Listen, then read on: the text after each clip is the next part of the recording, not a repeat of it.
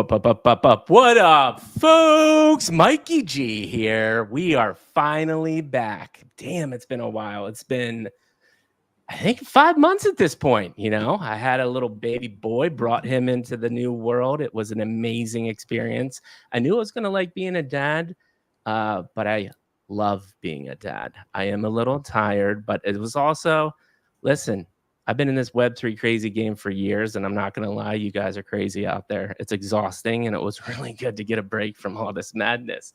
But that being said, I also missed it a lot. I love creating content. I'm so excited to be back.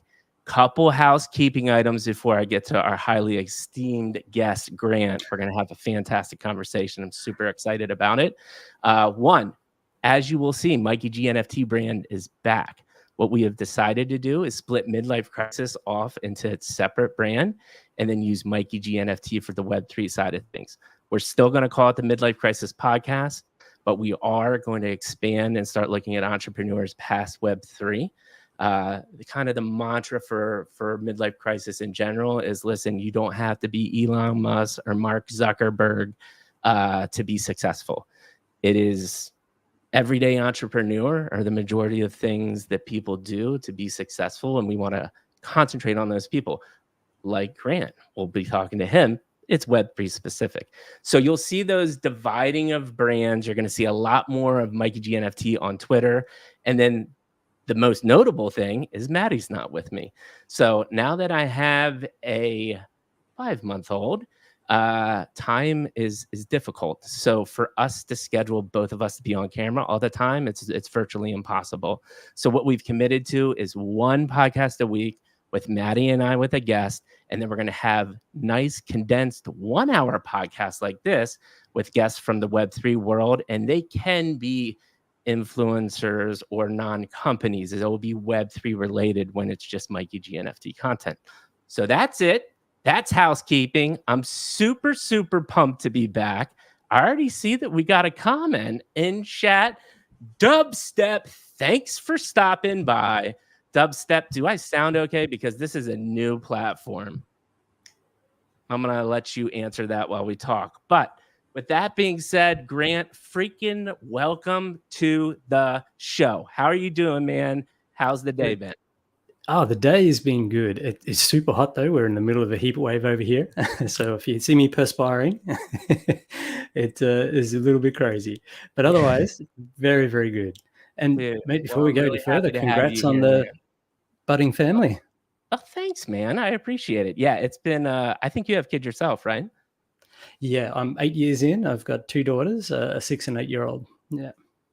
A 6 and 8 year old? Fantastic. Yeah. So yeah, what we're going to do here is the typical midlife crisis format. We're going to keep it condensed though. We have 3 episodes that we like to get through. We're going to try to get each of those into 15 minutes. But before that, we always like to do a formal introduction. Most spaces and stuff just say hi and then you start talking. But I love to give you everybody that is listening that will watch this podcast a little context of who Grant is. So Grant has had over 13 years in digital experience. Grant, why don't you expand that for me just a little bit? Because digital experience is broad. So can you give me a couple clicks down on what digital experience means to you? Yeah, sure. Well, stumbled into the online arena, I guess, coming from film and television, and it was focused purely on just making online content for social. That bled into e-commerce and operating an e-commerce store. And from there, conversion rate optimization. And then that spread from the e-commerce field into just the whole digital engagement that a brand has with their customers online. So no longer just limited to that transactional retail component, but with all of the touch points for the brands. So what you're saying is you know a lot about the digital experience. I know a thing or two too, because I manage brand for a big company, but that is actually, and the reason we ask and kind of cover this is, and we'll get into it in the podcast, it's nice to know people that you're investing your money with actually have some applicable, is that right? I said that wrong. I don't know. They can apply their skill sets from a previous life to their Web3 endeavor. In addition to all that experience, he won 8 industry awards for that. You led what is the experience leading 3 world first marketing technology projects. Click down on that for me a little bit. What were Yeah, they? sure. So I was working with Penny Skateboards for quite some time, actually, about 4.5 years. But Penny, huge over where you are at as well, as one of our biggest markets. What we achieved there was a world first in 3D customization. So you could customize the Penny skateboard in true 3D. Up until that point, it was sort of a faux 3D mock-up, actually 2D images made to look as though they were 3D. We engaged with a UK developer using WebGL and built a fully interactive 3D model that you could then come and customize with stickers, colors, different wheels, different trucks. It was really successful. That technology has been picked up and copied a number of times over. There's some other larger brands that have carried that forward as well. So nice to have been at the forefront there. That's fantastic. And you kind of covered, you've worked with some bigger bands too, like Quicksilver, Roxy, etc. So basically, in a nutshell, dude understands marketing, technology, and digital experiences. So when we get to the Web3 stuff, he has some experience, and it's going to be nice to know that you're talking to someone that was not a cook at a burger restaurant, because there's not a lot of. Now, listen, they work hard, nothing against cooks, but it's good to have some relevant experience. But with that being said, man, it's game time. The world famous midlife crisis question. How did you, Grant, get to the seat that you are sitting in today? Please give us Star Wars episode 1, 2, and 3. What I mean by that, episode 1, childhood memories, influences, mentors that help shape the way you think today. 2 is your professional career. 3 is Web3, the current mint coming up in the next 6 to 12 months. So let's start with the childhood and the mindset. I cannot wait. This is honestly my favorite episode. This is why really what we do. So I cannot wait to hear about this. So let us know, Grant, as a young buck growing up, what was it like? Look, grew up in Toowoomba, which is about an hour inland of Brisbane, the capital city here in Queensland. It's on a mountaintop, essentially the range. It is probably one of the largest country towns that Australia has. Look, I really enjoyed it. Have a really close group of friends, had a lot of fun the whole way through my time there. I ended up escaping when I was 18 and moved to the coast. But it was a great bit of fun as a youngster. Dude, it does sound fun, but I'm gonna have to grade you a little bit on that response. That's gonna be like I'm gonna give you a D plus, man. What was it like? That was very good. So let's rewind a little bit. Yeah. When you were, we call it elementary school in the States, middle school, what were you into? What were you passionate about? Did you play sports? Did you like games? Did you fix things? Like what did that look like to you?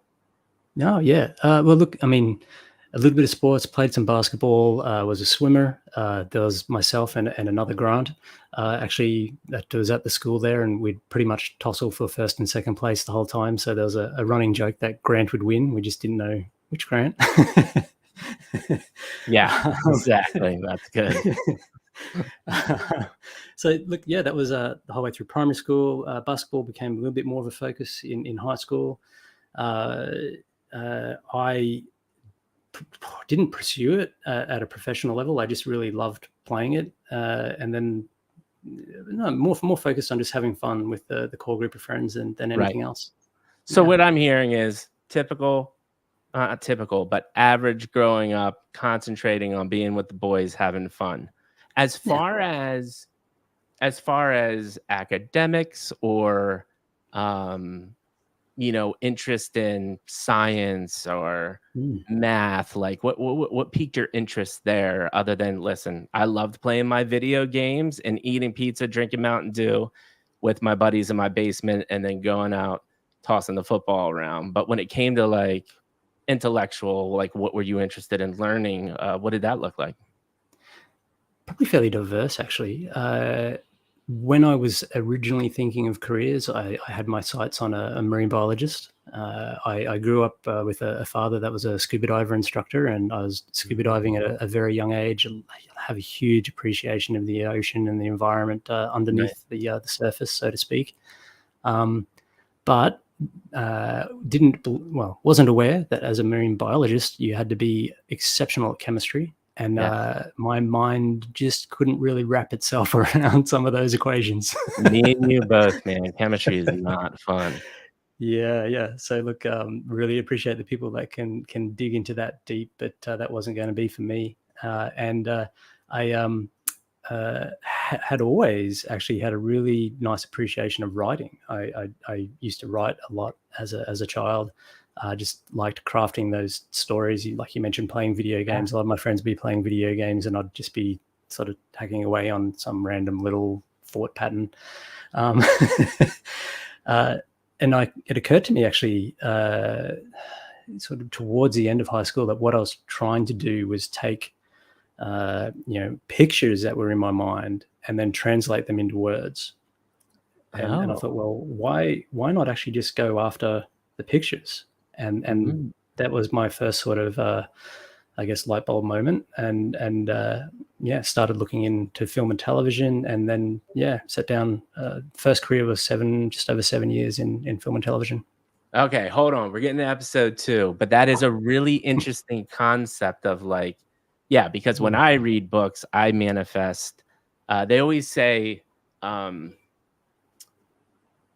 people that are creative tend to be able to a lot easier read a book and kind of imagine what that looked like, right? Like, for example, when I read The Hunger Games, right, and I watched the first Hunger Games and they showed the cornucopia, which was like this little metal shed, right? In my mind, I had like this Mount Everest spewing freaking lava and like all of this cool shit happening. And they say like the more creative you are, the more kind of fantastical ideas and landscapes and things that you can craft as you're reading regular text. So it's interesting that you say that, and that's what led you to your career. I think one thing before we get to that, I would love parents, relatives, teacher, anybody that really sticks out kind of in those molding years that taught you some life lessons you looked up to, like any driving forces in that aspect of your life. Yeah, look, I mean, both parents quite incredible in terms of encouraging me in life. Just trying to think of some really key mentors younger in the piece. I'd actually throw back to a couple of friends, or at least one friend and a couple of people that I met in my younger years. Again, sort of random comments that made me think about things differently, I suppose. In the way that you approach life. There's certainly no, I guess, stoic channels that are around, quite popular these days. When I was growing up, like the concept of being a stoic wasn't really there. But a friend of mine that was just a couple of years older always had a really interesting way of just looking at something for the positives. And I think spending more time with him expanded my horizons dramatically. Right. Yeah, no, absolutely. I think especially in Web3 and today, right? And this is one of the things that Maddie and I reiterate a lot. It's not when I think stoic, I think like enduring pain, right? But there's other forms of it, right? And what I'm getting at is, especially in this space, right? Web3 space, you go on Twitter and you think in 5 minutes everyone's a millionaire, right? Well, one, it's all fake, and then two, everyone's expecting to hit the next big mint tomorrow and then quit life, right? But really, let's be honest, how do you be successful? You endure pain in the sense of failing and getting scrutinized and being told that you're not going to be successful, and you have to do it time and time and time again. So the crazy thing is, some of the most talented people in the world do that, and they still don't get to the end of the light in the tunnel, right? I'm always firmly convinced there's a little luck that has to roll your way too. I mean, I will call bullshit on any person that looks me in the dead in the eyes and says, "I got here by 100% blood, sweat, and tears." I'm like, listen, you either had to know some people or some things go the right way for you as well. I'm not going to discredit your hard work, but it can't just be that, right?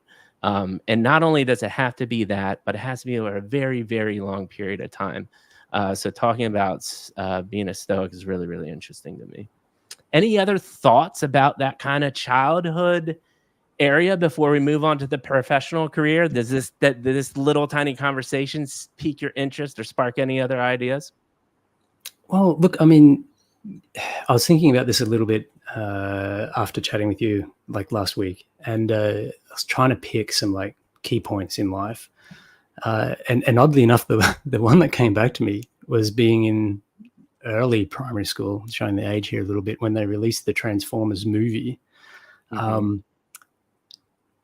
Optimus Prime died. I cried. And my friends, who doesn't want to follow somebody that cried when Optimus Prime died? I did too. But yeah, look, that stuck out a little bit only because I think that's where I started to really appreciate the power of story. You know, I you know, even that kind of young, I was kind of reflecting on why was I crying at a movie of a cartoon? Right. You know, like you know, as a boy, I shouldn't be doing that. But no, that's actually super impactful, and I think that's another thing that the space lacks a lot. Right? Is there's all of these great ideas, but think about some of the gamings or projects to me, or companies to me in the Web3 space, the ones that make the most interesting impact to me are the storytellers. And that's, you hear it all the time. You need to be a better storyteller. You need to be a better storyteller. People know, but they don't know how to do it. And so from a young age, you recognizing that has given you a lot of time to think about it, which is such a head start from getting into Web3 in your 20s or 30s and saying, oh, I need to learn how to be a storyteller. You've been thinking about that a lot longer, you know? Yeah, well, it certainly wasn't something that I latched onto straight away, but it definitely stuck with the younger Grant and influenced that life for sure. Well, you're already doing a good job telling the stories of the younger childhood, but let's make that transition, man. Like let's start telling the story about you had a good transition before about not being able to cut it in the chemistry world, right? So you decided that you wanted to paint pictures with the words that you were thinking about. And then obviously storytelling impacted you. So talk to me a little bit about, you know, after that kind of high school time, you're getting into college, you're really trying to think about like, what do you want to do now that, you know, chemistry is just not going to pan out for you? Yeah, well, I actually ended up doing a little bit of traveling between high school and getting into university. I left Australia for that. Sorry, mate? I said, talk to me about that. Yeah. No, I left Australia for nearly 2 years. Went over to the UK, just sort of hopping around doing some bartending and, you know, working in some restaurants and just easy jobs to have a bit of fun and get around and see places. Lived in London there for 6 months and then traveled Europe. Ended up in the Greek Isles. I mentioned that sort of grew up scuba diving. I'd say to date, my best job that I've ever had was teaching scuba diving in Greece. That was just, now, was that just because of the like you woke up in paradise every day, or did you thoroughly like enjoy the people part? Like, what was it about it, or was it everything? It's definitely a mix. Like the location, stunning, yes. Right. The actual underwater environment, unfortunately, you know, a couple of 100,000 years of overfishing, right? Well, a few thousand anyway. Not that spectacular, but there was still some really interesting sort of underwater archaeological pieces to look at. Right. And look, just taking people scuba diving and showing them around for for a gig was a lot of fun. And like it's Greece, right? So you start work at 10. As long as you get there before 11, you're not late. It's very easy, very relaxed. That's a little different than America for sure. You're expected to make sure that Teams chat doesn't go idle for like 5 minutes, or else you're getting yelled at. But I don't let that affect me. I just roll with it. I don't care anymore. If I get my work done, I feel like I'm doing my job. That's all they can ask for, right? Yeah. So no, that was it. Bounced around, come back to Australia, and started studying communications. So before we get to the studying, because I think that's really interesting, and I think a lot of people always constantly say, I'm gonna travel, and then they don't do it, especially after that like high school year, like, oh, I'm gonna go to university or college, but I'm gonna travel first, or after university or college, I'm gonna travel, but you did it. I would love to hear 2-3 takeaways from that experience. Like, were there is it something that you just look back at? Is there, again, like a mindset or something that you took from that helped mold your mind, or experiences that you think of that helped you out? I'd love to hear that insight, because I feel a lot of people say they want to do what you did, but don't do it. Yeah, well, actually, and relevant to that exact point, probably the biggest thing I took away from traveling is just the impetus to act in the moment. Like, there were so many times I was traveling around and be like, oh, I'll come back and look at that, or I'll try that tomorrow, or I'll taste this the next time I do X. And you don't get to do it. Like, you're sort of traveling through, and if you don't do it there and then, you miss it. And it's, let's go back to Europe and a couple of years later and spend all that money to just do that one thing that you could have done right there and then. Dude, that's so powerful, man. Yeah. So powerful. Anything else? I mean, I think that's good enough, but if you have anything else, let me know. Yeah. Oh, look, I mean, that has definitely shaped me even now. It's stayed with me in a lot of different aspects of life, actually. Probably one of the other points that stand out, coming back to the time on Greece, and mentioned earlier, meeting a couple of people that had a different take on things and take in life. Right. I ended up getting into a little bit of I won't call it an argument, but quite in-depth discussion with a guy that I was living with over there, a Greek gentleman, and he was trying to convince me that there was no such thing as destruction. You couldn't destroy anything, and like we stayed on this for a long time, and then he finally got up and grabbed a pot plant and just smashed it on the floor, and he's gone, "Have I destroyed that?" And I'm going, "Yeah, you just." Yeah, it's just destroyed it in front of my eyes. Yeah. And he's got up and picked up the pieces and put them into like this really just sort of makeshift little shape of a person. And he's gone, "No, I'm not. I've created this, sculpture." Okay. And yeah, that was a really sort of interesting shift in concept as well, in the sense that everything's really just evolving. It may not stay in the state that you consider whole, or you consider complete, or you consider right, what's normal. Right. But everything's just constantly evolving. And that was, something else that's definitely stayed with me throughout life as well. Dude, I love that. I have so many thoughts on both of those comments. One, the in the moment thing. I thought that a lot about that when I took the time off with my newborn son, right? Because when they're that little, like, they don't do a whole bunch, but at the same time, you never get that time back, right? So I constantly would find myself like being kind of bored and looking at my phone, and I'd be like, no, set it down, like concentrate on that. Like, being in the moment is so hard. And then you ladder that up to Web3, where you constantly feel this tug of like, I gotta be on Twitter, or I gotta be grinding, or I gotta be doing something else. But but if you could take the time to even be in the moment with work, right? With work in the sense that I am going to concentrate on doing one thing and one thing well, and not have Twitter open and not be watching a video and typing in Discord all at once, which everybody does, right? But I'm going to plan my content schedule for Twitter and then actually do that, right? And don't freaking look at your notifications or send chats. It's like so impactful. And I think people need to hear that message more and more and more. And this is the exact product of organic conversation, of like that clip alone is something that we can use to talk about on Twitter, because people need to hear this and they need to be reiterated about these themes. Like, it's so impactful. And then the second one, what was the second one? The destruction, but there was something else that I had and I lost it, because you know what? I was so excited. I was like freaking excited in my mind to react to it, but I don't remember. But the paying attention is a super, super impactful thing.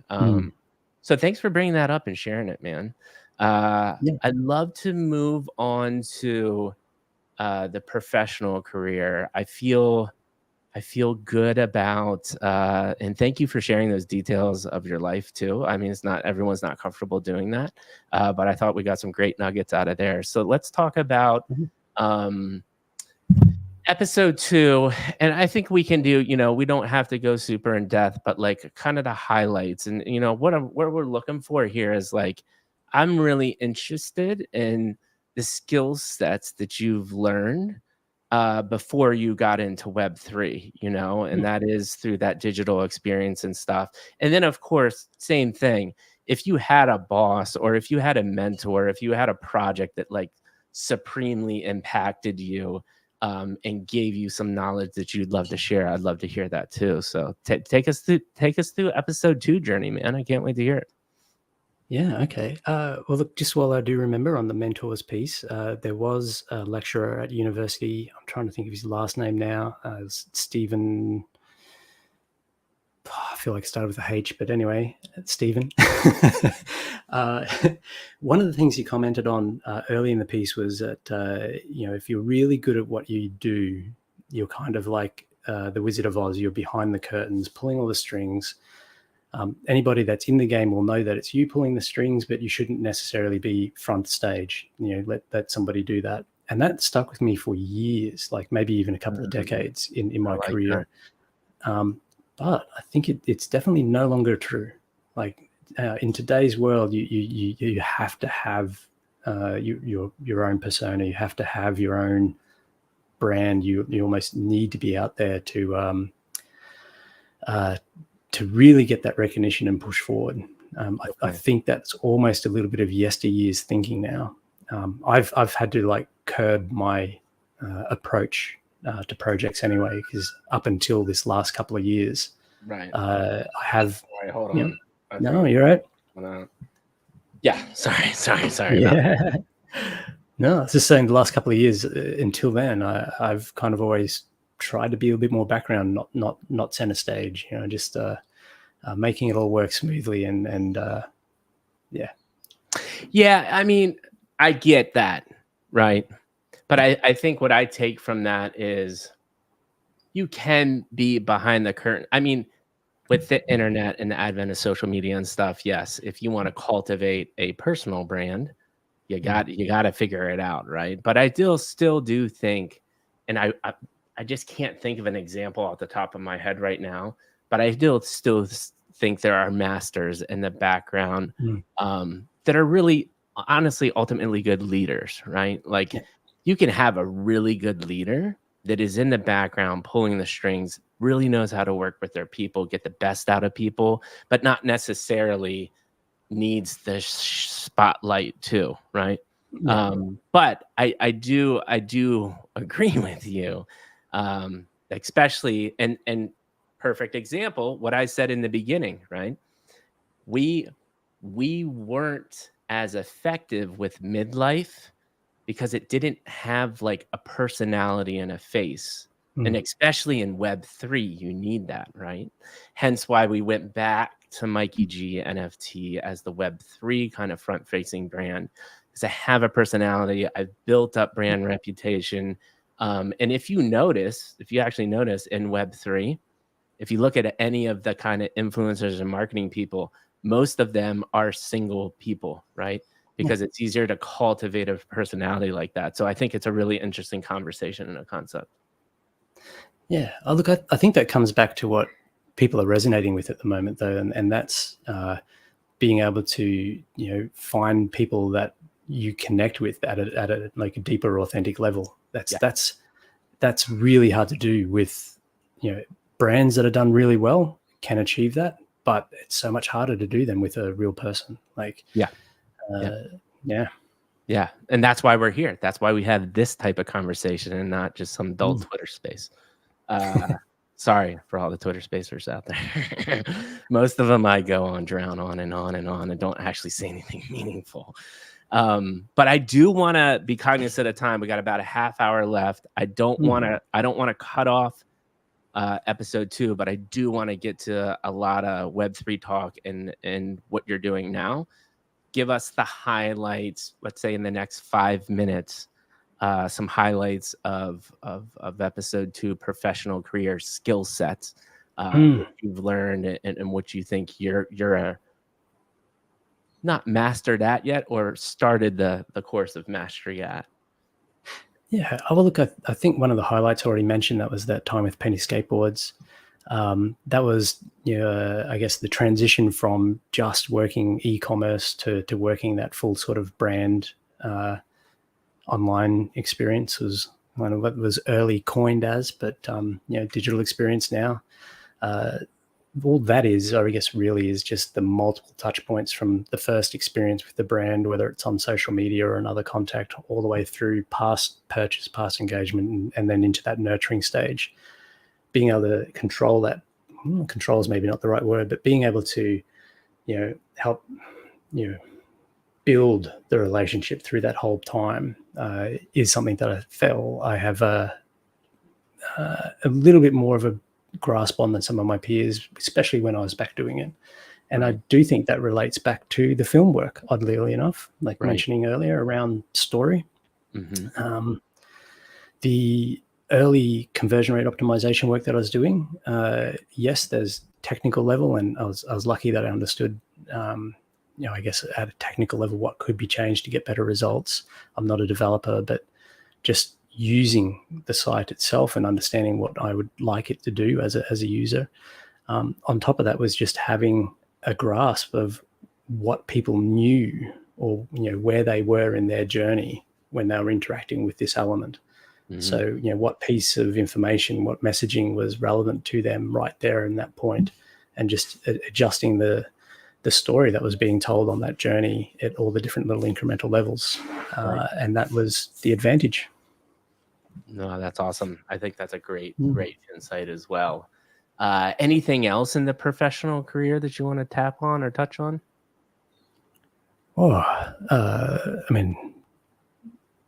There has been a few little highlights.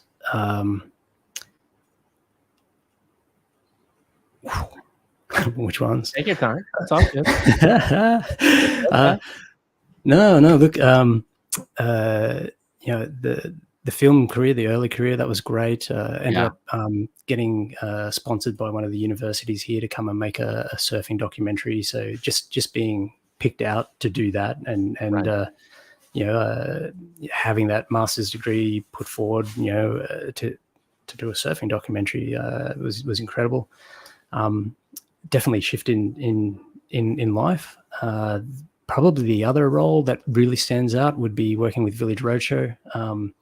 Just what the team was doing there, connecting up the tickets and the whole overall in-park experience. So that transition from just being online into the physical experience whilst you're walking around Movie World and Sea World, and helping, or leading, in fact, some of the development of the apps there. And I was really lucky. There was one point I was over in the States visiting your bigger theme parks over there, being paid just to go through the theme park and understand how they were delivering their integrated experience, and that was a great part of life as well. Cool.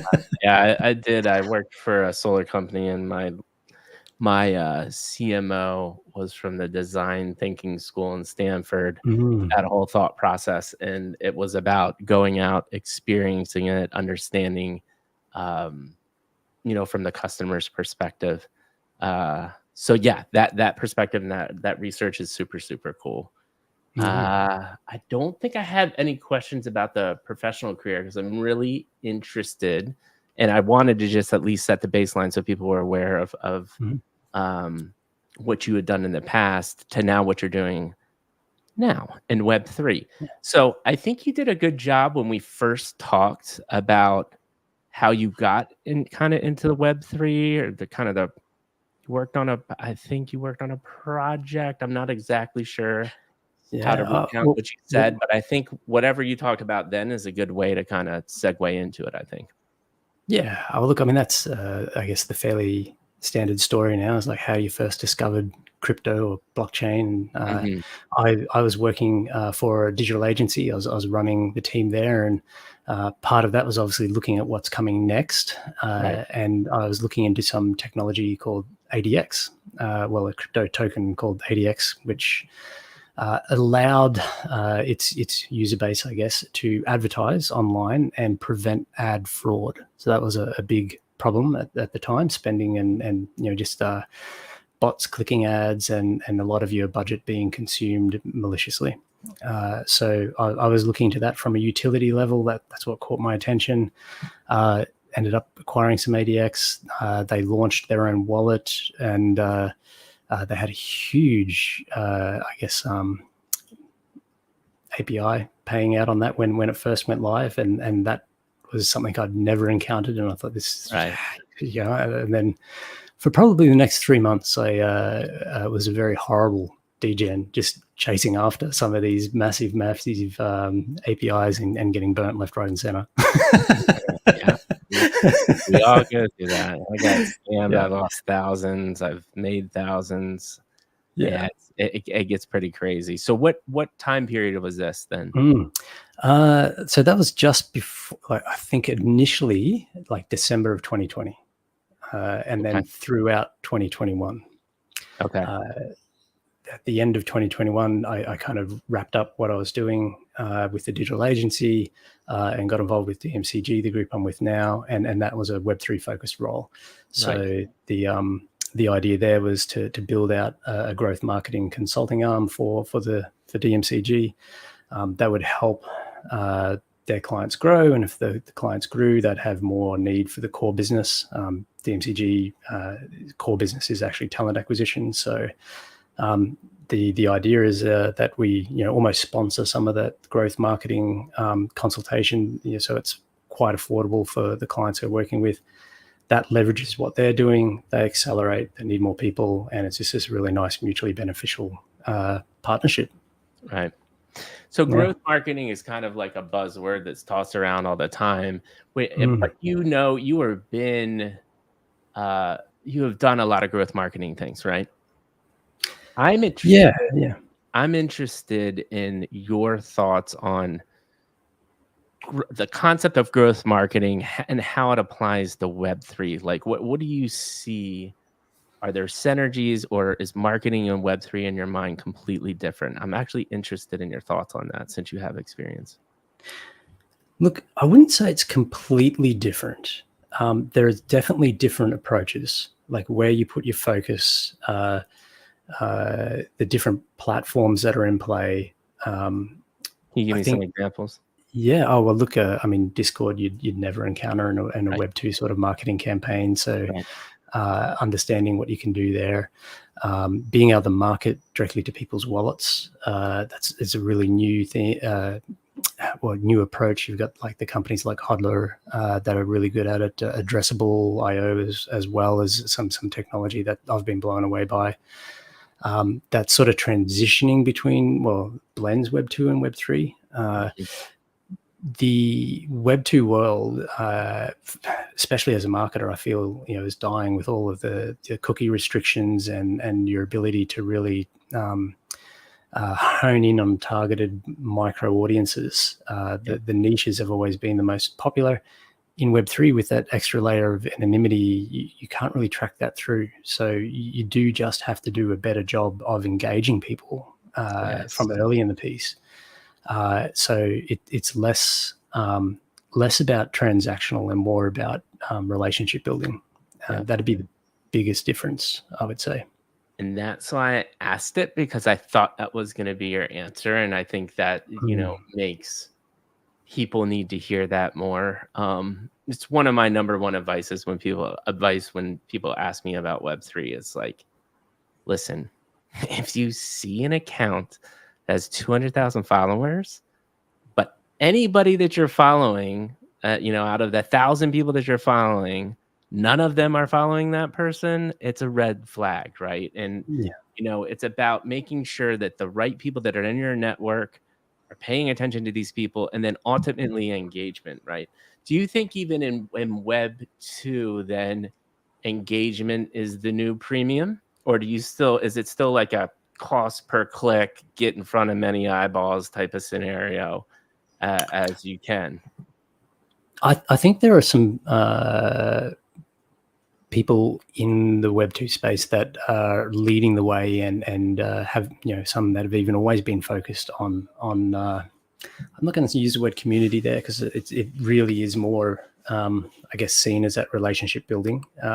But they have an intrinsic understanding that it's the people that they connect with that really ensure the brand success. 100%. So that is there. I think it's just in a smaller number of people, and most agencies in the space are still numbers driven, I suppose. Yeah, I agree. It's a great conversation, great insight. Another fantastic short content clip, because the Web3 people need to hear this. Let's get into the nitty gritty, man. Why ultimately are we talking? Because you got some really cool things going on with whiskey and Web3. And before we even get into the Web3 thing, what is your favorite whiskey? Do you have one? Is there something that's sitting in your house that you're going to be drinking later on tonight? What's the answer? Look, probably not drinking later tonight. A full confession, I still really, really like my Jamaican rums. There's nothing wrong with that. I'm cool. I'm cool with that. Yeah. They've been a favorite spirit for a long time. Smith and Cross, is that one? Smith and Cross? No, is this an American? Smith and Cross is a rum. I don't know if it's a Jamaican rum, but I've had a really like high end version of Smith and Cross. It's a rum, but look that up. They make some very nice. I'm putting a note down. My favorite would actually be 1919. That's just, it's such a beautiful, like it's got the caramel, smoky, honey flavors in there, and nothing's overpowering. It's just so delicious. Just super, super smooth. Yeah. Okay, so then how did we get into whiskey? How did we get into whiskey and Web3? Take us through that, and then we'll get into the nitty gritty of the project and what's going on. Yeah, well, look, I mean, the first time I really appreciated whiskey was over a decade ago. I was traveling around Scotland with my wife, and we went to a couple of distilleries like you do on that tour. Right. And there was one or two there that were just actually really kind of stand out. Like there was a particular smaller distillery. It was one of the longest around, and just the tasting that they took us through on that really changed my level of appreciation. Before then, I was probably uncultured and uncouth. So look, that stuck with me, and I've met a number of people on a professional career that love their whiskeys, and you'd have that drinking, and those are two standouts.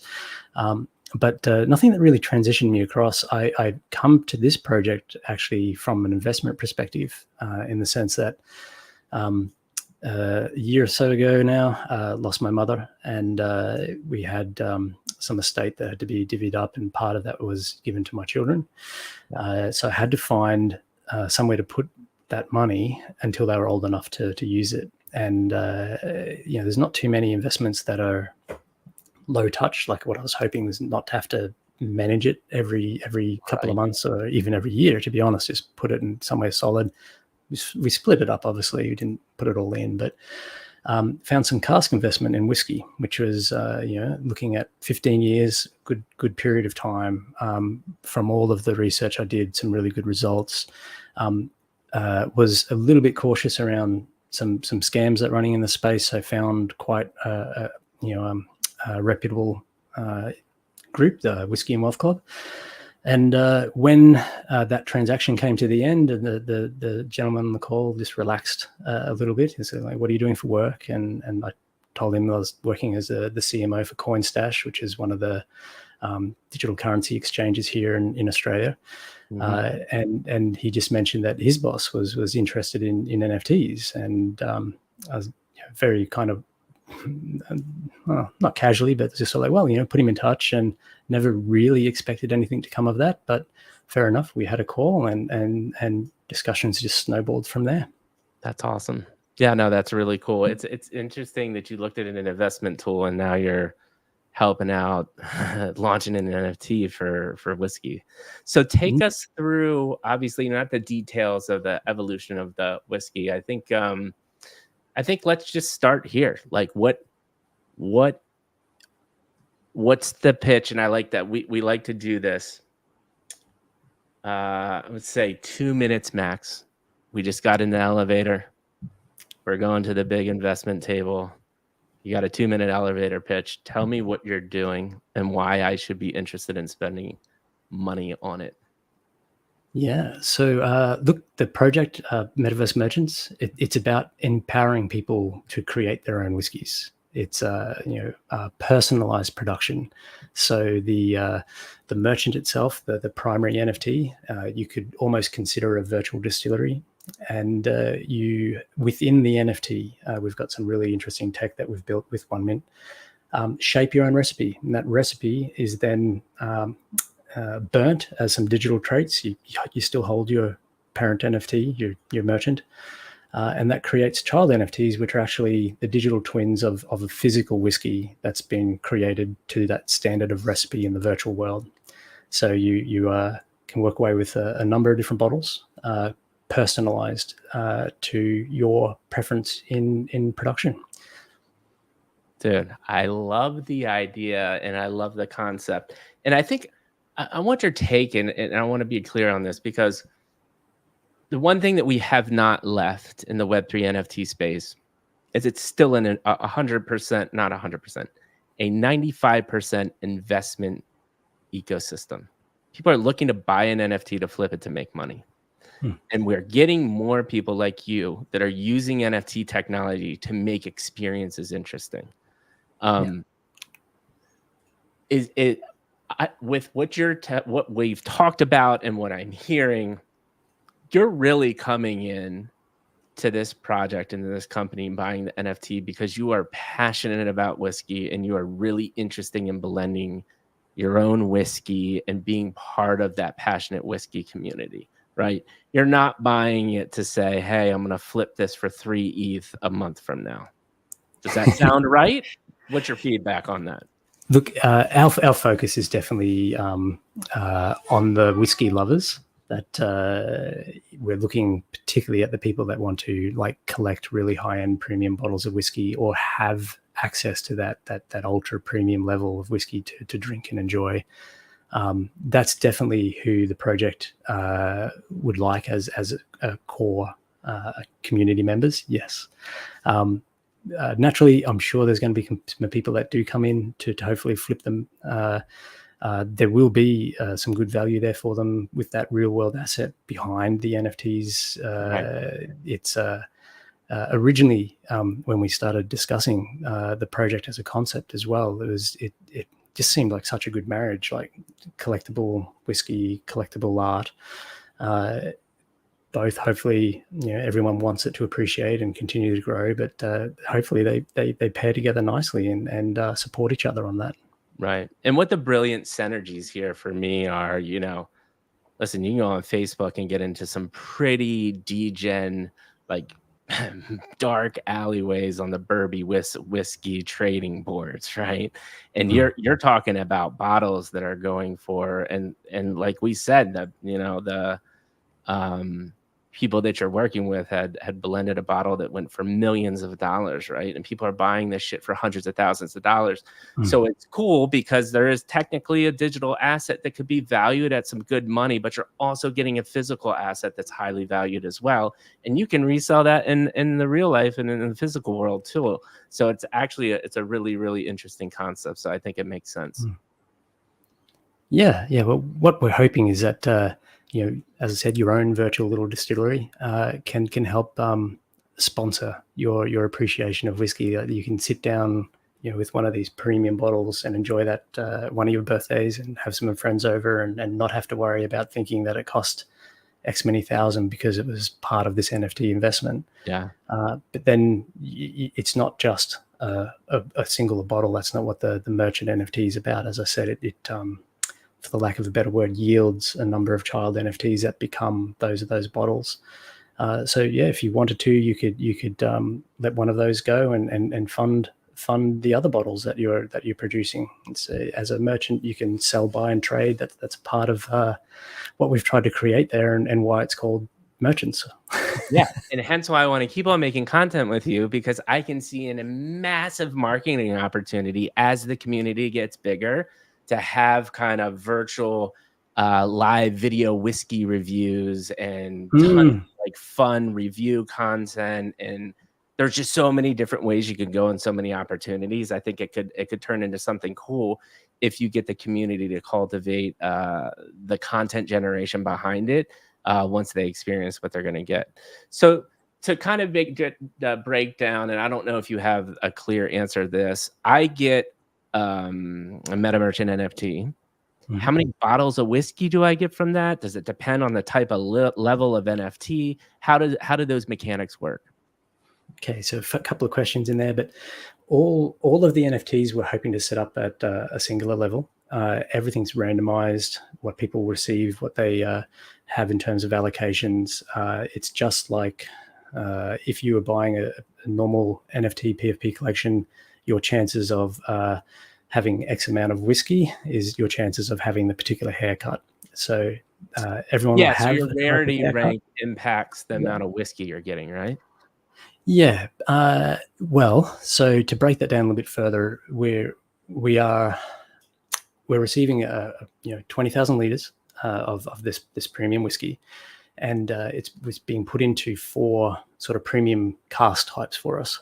So if I know you enjoy your whiskey, the cask is like one of the biggest factors to contribute flavor profiles. Right. So there's 4 different cask types. We have gamified the Metaverse Merchants ecosystem a little bit, in the sense that instead of just having a background color, we've created a background that is more about a clan, or a little bit of lore in the project. Right. Each clan has a strength in a particular cask type. We've just married that up with the casks. So depending on where you're allotted when your background is assigned to your NFT, you'll have a large holding of one particular cask type, and then you'll have a randomized chance of holding allocations in the other casks. Nice. The other cask types. Right. So you can have those different flavor profiles that your NFT does allow you to blend together if you wish to. You don't have to. It is all a single malt, so even by using those cask flavors, you're not blending malts. It'll stay the same.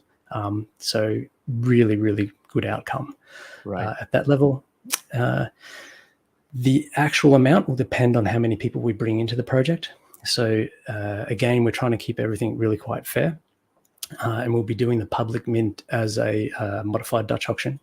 So we'll put the NFTs up there at a price that we'd love to see, and then we'll just see how close the market feels is the value there. And what will happen is essentially, when the supply is exhausted, that lowest bid will be the price everyone pays, and that will dictate the number of people in the project, and we will actually just allocate out, keeping it quite even to that number of people as they come. So instead of a couple of people ending up with an enormous amount and a few people ending up with few, the idea is to make sure that everyone's on an equal playing field. I get it. I like it. and it's interesting. So I have a couple questions. So one being, you mentioned gamification. Mm. Um, let's say I get an NFT and I only got one type of cask, but I'm interested in the other casks. So one option would be to go buy an NFT that had the other casks, right? Yep. Do you have any options for community managers to partner up, trade? Like, do you have any mechanism there? Yeah, indeed. And so this, I guess, we'll bring the conversation back to OneMint. We brought OneMint on to help us build this technology. They had a platform already with dynamic NFTs that had been built for the gaming sector, and their capabilities there, or their point of difference, was that in the game you could have a sword, and then you'd be able to upgrade that sword or change your sword to a shield and a bow and arrow or something. So your NFTs were being equipped with this equipment. Mm-hmm. So we took that concept and advanced it in a couple of different places. Really interesting. Can't wait to show people how it actually works and how it plays out. But essentially, yes, you will be able to take some capabilities that you have. If you're not interested in blending, as I said, you're just wanting to go straight to bottling, you don't have to worry about blending. You could trade that skill set as a dynamic trait in a trait marketplace that we have. And swap that for the cask type of liquid that you have a preference for. Somebody else in the community may not be as passionate about whiskey being matured in port, and all they're wanting to do is blend their sherry cask with their bourbon cask, and so they'll be trading you. And yeah, that's awesome. And so you can do all of this trait swapping and all these transactions within the platform, correct? Yeah. So all of that is embedded into your merchant NFT. So your parent NFT is capable of administering everything that we've just spoken about. Right. Okay. Yeah. No, that makes sense. So the last, the last burning questions, like a couple more, because I want to be cognizant of time. We've been going for about an hour now. Yeah. You have what, 10, 15 more minutes? You good with that? Yeah, sure, please. Okay. I think one of the things I've always harped on, now the answer is depending on the type of project you are, right? But sustainability, right? Feasibility right now is you have 20,000 liters of liquid and you need to sell it. So if nobody buys the NFT because of awareness or, they're afraid of the price, one, what happens then? And then two, let's say you do sell out at a pretty good price point. What's the longevity, or is this more kind of like a one and done project where you're have acquired really high end whiskey and you're doing it in a fun Web3 interactive way at what you think is an attainable price? Yeah. So look, certainly not looking at it as a one and done. This has always actually been part of a bigger project. So we're hoping to advance this even further. The partners that we're working with are very interested in, well, actually, let's back up one second. Like whiskey itself, it is a long-term game. So whilst we've been building this, probably the biggest challenge that we've had from the NFT side is designing a smart contract that is looking at a 30-year time frame. Like, hey, it's your whiskey you can mature for that period. So we've had to we've had to approach the build in a way that's been quite extensive, right? And try and ensure that there's a lot of automation around that as well, so that we can have this ecosystem where it's almost self-sufficient, not really reliant on any sort of single point of failure, and people can interact to ensure that people that are in the community for that full 30 years can have confidence that the computer that we've built will just continue to work for them. Right. And so that brings up a great point, and I like your answer, which is you've put a lot of thought process into what the hell's going to be around in 30 years? Like we do think the blockchain is going to be around, right? But if you're putting this all in digital contracts and everything, like a lot can happen. And to your point, things need to be automated, because guess what? Even 5 years from now, Discord is not going to be what Discord is, right? So how are you're hedging your bets on the one, what did you say, OneView platform, or what was the name of the platform? The platform? Yeah. So you're hedging your bets on the 1Mint platform to be around to continue to evolve this project, or what, is there something I'm missing? No, look, well, we do hope they stay around. Obviously, we can't guarantee that. It's right.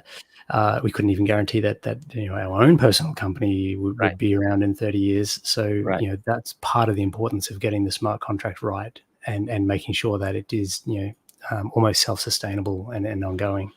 Right. So look, we already have, I think, 3 different sprints planned with 1Mint that are post-launch to just take it even further. But from that point onwards, like if 1Mint failed for one reason or another, that smart contract should still exist, and as a bare minimum, you could always develop a UE to interact with it. Right. So that makes sense. But the UE is ours as well. It'll belong to the community, and then it's just how we interface with the physical world. So that world is advancing as we speak, and we definitely don't know what that looks like in 30 years. So we've made it really quite simple in terms of some sort of ingest rules, ingest and output rules. I know what you meant. Yeah. And that just allows the partners that we're working with to be able to say, look, these are the recommendations that we have that feeds into the community. We can create some pools. The community can create their own pools as well, and people just decide where they want to, I guess, participate. And when they are on board, burn that recipe that they've got, and that's sent back out. So even in worst case scenario, one of the partners is down, those instructions can still be sent to other people to fulfill. But the ownership of the whiskey, by the way, is still it will be belonging to the Metaverse Merchants project. It'll still be there as well. It's all in a bonded warehouse that's overseen by the UK government, and with those insurances in place. Really good point there, actually. Because we're a bit more of an unknown team and we're doing something quite new, we've partnered up with a group called Cora. I'm not sure if you've heard of them in the space. They're really quite new as well. But they're able to offer insurance over the NFTs themselves. So by working with them, their main offering at the moment is like a rug-proof stamp of approval. Essentially, the NFT is insured through their system. If anything happens to your NFT, you've got that coverage, and that does cover if anything happens with the project, your investment's covered. So that's interesting. I want to gonna have to link me up with them, because I love to talk to them.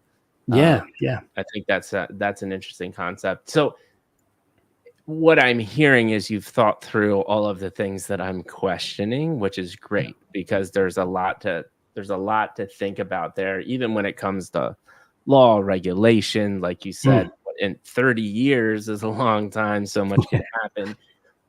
My last question before we kind of talk about, the mint coming up, details, and a little bit of the future. What's the minimum aging? Is it a year, 2 years, 3 years, whatever you want to be? What's the shortest term? How quickly can I get my whiskey if I buy an NFT, I think is my question. Yeah. So look, I mean, one of the things that we want to do is make sure that the holder is in control, so they can make that decision.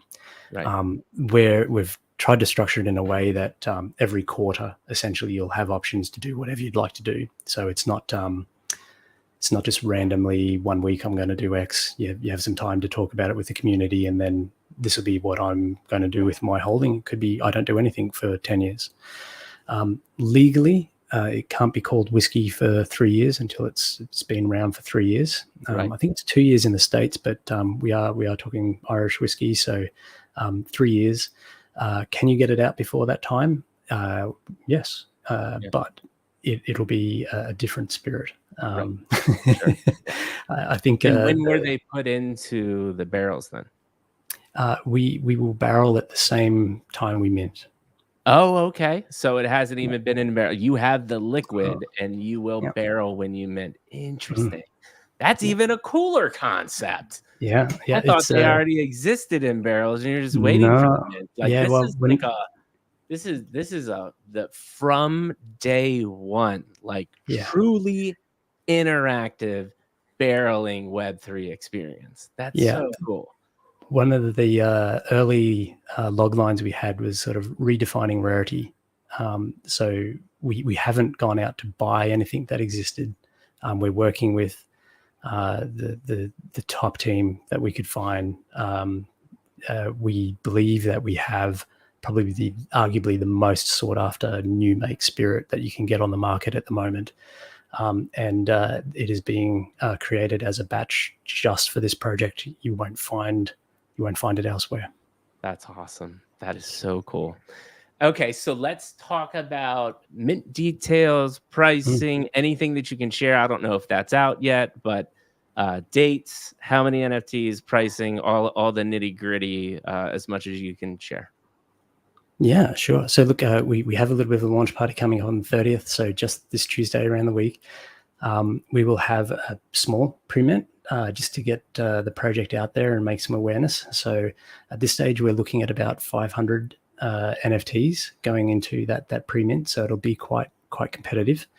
And that is really just to, I guess, show everyone who we are, what we're doing, give that sort of face to names to the wider community, and have a demonstration, I guess, with the actual physical product. So we'll be having a whiskey tasting at the same time.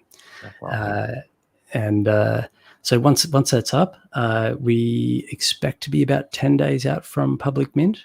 We're just still talking with the community, still talking with the advisors about getting that date and time exactly how we want it, and looking at numbers. There is a moving number. Again, we personally would like to have a larger community, decent size, so that it is quite interactive and can hold its own in place. And also at the same time, we want to try and make it quite an exclusive group. Right. So look, the modeling that we have, we will probably keep it about 2,000 people as sort of like the minimum. Right. And ideally, we're looking to sort of like close it around that 4 to 5 mark. Right. That'd be the perfect kind of numbers, I think. That all just depends on, again, at that Dutch auction where people feel that price point is in. So, we're not just selling a digital artwork. We've got that physical product behind us. We've got to kind of look at ensuring that,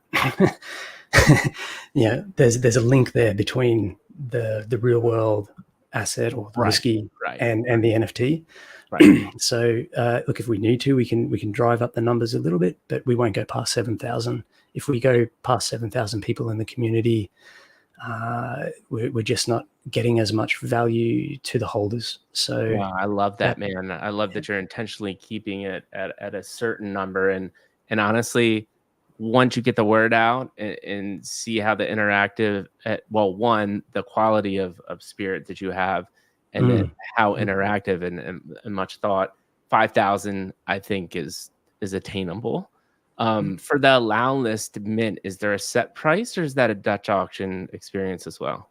No, we're actually just going to go for the set price. And again, we've been I am newer to the Web3 field, so I've been trying to speak with as many people as I can. And we almost considered running a free mint for that initial setting. But again, we just want to make sure that the people involved are really interested in the product. So we're looking at putting it at 1.2, oh sorry, 0.12 I was gonna ETH. say, Yeah, man, yeah. you are in trouble at 1.2. No.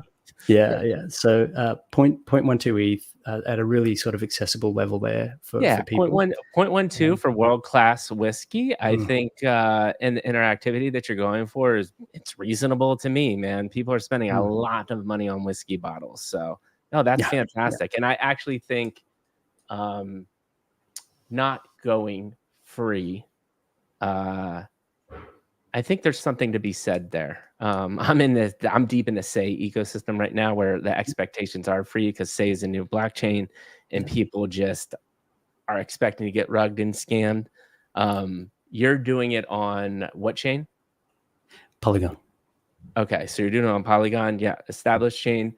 It's a reasonable price, and I think that's fair to ask, and I think it's going to be really cool to see these people allow list mint and then start spreading the word. Any other final thoughts about the upcoming in the next couple of days until we go to kind of the last question and close it out? No, I'm actually just keen to start showing everyone what we have. Like, it's been so tempting to put some of the art up, and at the same time, until people can kind of understand the functionality and how it interacts, it's going to be a little bit different to what people expect. I think it's. I love it. Yeah. I'm super excited. No, this sounds so much fun. So the last question, well, two last questions. The last relevant kind of Web3 question is, what does the next 6 to 12 months for meta merchants look like? Yeah, so look, there's going to be an initial period. We're looking at about 45 days of sort of like just onboarding, making sure everyone fully understands how everything works, having people run through a couple of like mock productions so that they can appreciate what would be created if they went down different paths, and then we'll actually open it up. From that point in time, people can interact with the ecosystem. We will be spending quite a bit of time, I guess, trying to educate people on whiskey itself as well, with the view of trying to take as many people on that 30-year journey as we can. I don't expect too many holders to be with us at the end of that 30 years. Not that the NFT will go anywhere. The NFT hopefully will be still a collector's item in hundreds of years of time. And again, once this project's up, that proof of concept component hopefully gets to tick, and we can expand it even further. That's definitely a phase 3, but that's about the 6-month mark. We're hoping by that point in time we'll be able to announce the next step. I love it, man. So what we're gonna do is I'll ask that one last question that I told you in the beginning about your experience. I'll say my closing words and we'll call it a day, and you can go tend to the family and kids and have a fantastic night. So that question is, you've seen a lot of space things, you've seen a lot of content in the Web3 area.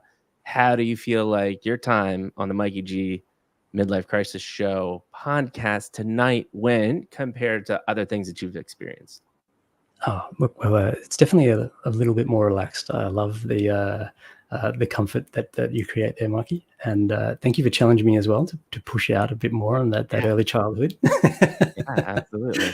So, no, I appreciate it. It is a distinct experience, actually. So I think what you're doing there is great. Keep it up. Thanks, man. I really appreciate it. And that's really what we're going for. We want to really uncover the humans behind Web3 in a place that started at, I'm not going to dox and I'm hiding behind a PFP. But ultimately, at the end of the day, we're investing our money in people. And I can tell from the multiple times talking to you already, you're a good person and you have the right intentions. Although that always does not translate into success, right? So that's why we also have the conversation of like, what are your experiences? What are your intentions? What are your skill sets? to kind of help people make an informed decision, right? Like that's what I'm trying to do is get the information out there. So I appreciate the kind words. I just want to kind of say my thoughts too. Please. Yeah. Like I said, I think you're a great dude. I saw in the beginning after I challenged you a little bit, I really appreciated you opening up, telling some stories. I think that is just so important for people to hear, especially like I said, as people are investing. We hit it off a little bit because we had similar marketing branding backgrounds. So I understand that world. But what I really like is you're not asking for a crazy price. There's no crazy price point. You're keeping the supply at a reasonable price, at a reasonable quantity to build a good community, but also still create exclusivity. I'll be interested to see what the future holds. I don't have an answer for that yet, right? I hope people get excited. I think the also smart move too is to not just have a public mint, have an allow list like you're doing, have some tastings, get kind of the word out there, get some people that have bought the allow list to kind of share their experiences. I think that period is going to be very critical for you. So I'm here to help out on that. Let me know. And I mean, we'll cut some of these videos up too. But I would say my advice to you is to get on as many spaces as possible from here till public mint. I mean, that is where you should spend all of your time. Yeah. I don't care if 3 people are watching, get on there, man, or get somebody on your team to be on there because it's just so critically important. Because it's a really cool concept, and I'm excited to be part of the community and see what happens, man. Yeah. Thank you so much for your time, and you did a fantastic job. Oh, thank you, mate. And look, we'll have to try and get you some whiskey as well, so you can see it and sample it in real life. I can't wait, exactly brother. I can't wait. Well, with that being said, Midlife Crisis Podcast, first one for 2024, is complete. We will be back next week with a bunch of people. Stay tuned to my Twitter. I don't have it off at the top of my head. Grant, thank you so much for your time. We love you all. Mikey G, hey, Midlife Crisis, are out. Pleasure all.